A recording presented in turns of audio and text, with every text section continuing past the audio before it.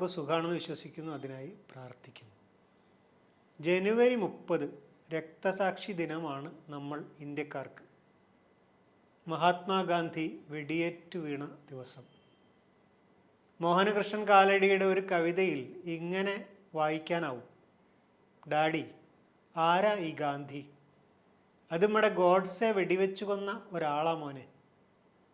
കാൽപ്പനികവും പ്രതിഷേധാത്മകവുമായ വരികൾ ഇങ്ങനെയൊക്കെ ആകാമെങ്കിലും ഗാന്ധിയെ കൊന്നിട്ടും കൊല്ലാൻ കഴിയാത്തതിന് കാരണം മറ്റൊന്നുമായിരിക്കില്ല, ഗാന്ധി രക്തസാക്ഷിയായതുകൊണ്ട് മാത്രമായിരിക്കണം. ഗാന്ധി മാത്രമല്ല, നാം ചവിട്ടി നിൽക്കുന്ന മണ്ണിനെ നമ്മുടേതാക്കി മാറ്റാൻ ചോര കൊടുത്തവർ നിരവധിയുണ്ട്. തങ്ങളുടെ രക്തം കൊണ്ട് മോചനത്തിൻ്റെ മരങ്ങൾക്ക് വളമേകിയവർ. അവരുടെ രക്തത്തിൽ ചവിട്ടാതെ ഒരു ഇഞ്ച് പോലും നടക്കാൻ നമുക്കാവില്ല. രക്തം കൊണ്ടും ജീവൻ കൊണ്ടുമാണ് അവർ അവരുടെ സത്യങ്ങളെയും ബോധ്യങ്ങളെയും അടയാളപ്പെടുത്തിയത്. നീതിക്കും സ്വാതന്ത്ര്യത്തിനും വേണ്ടിയായിരുന്നു ആ അടയാളപ്പെടുത്തലുകളൊക്കെയും. പിന്നാലെ വരുന്നവർക്കുള്ള വഴികാട്ടിയാണ് ആ രക്തപ്പാടുകൾ. പ്രതിബന്ധങ്ങളെ മറികടക്കാൻ ഉറപ്പേറിയ കയറുമായാണവർ പടി കയറിപ്പോയത്. അവർ മരിച്ചിട്ടില്ല, മരിക്കാൻ അവർക്ക് സാധിക്കുകയുമില്ല. തനിക്കു പിന്നാലെ അനീതിയുടെ കോടാലിക്കൈകളോട് രാജിയാവാതെ തലയുയർത്തി നടന്നു വരുന്നവർക്കുള്ള പാഥേയവുമായി വാഗ്ദത്ത ലോകത്തിൻ്റെ വാതിൽപ്പടിയിൽ കാത്തിരിപ്പാണ് അവർ.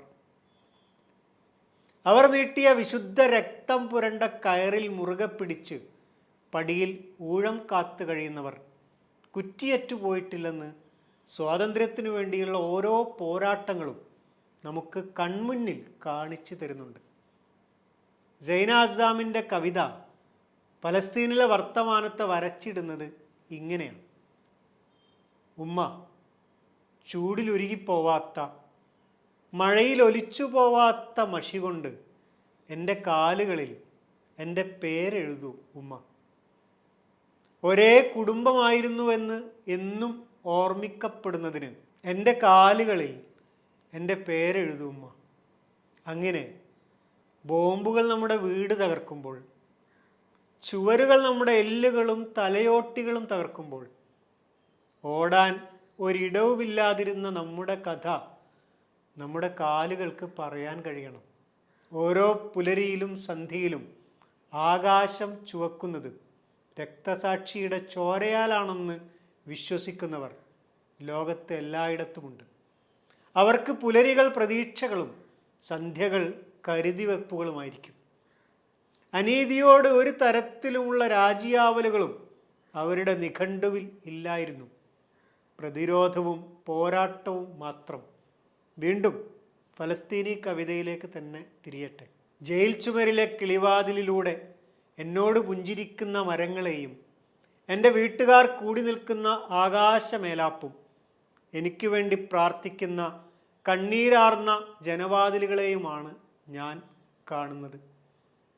എൻ്റെ സെല്ലിൻ്റെ ഇടുങ്ങിയ കിളിവാതിലിലൂടെ നിങ്ങളുടെ വിശാലമായ സെല്ല് കാണാനും എനിക്കാവുന്നുണ്ട്. സൂര്യൻ്റെ ശത്രുക്കളാണെന്ന് സ്വയം നടിക്കുന്നവർക്ക് മാത്രമേ ചോര പുരണ്ട നിശ്ചയദാർഢ്യത്തെയും ചങ്ങലക്കിടപ്പെട്ട താരകങ്ങളെയും തിരിച്ചറിയാതിരിക്കാനാവൂ. നന്ദി.